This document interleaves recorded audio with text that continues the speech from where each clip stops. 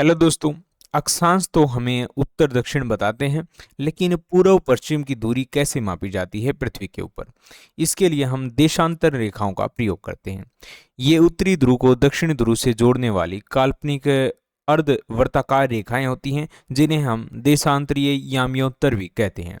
इनका मुख्य उद्देश्य किसी भी प्रमुख संदर्भ रेखा से पूर्व या पश्चिम की दूरी को डिग्री में मापना होता है।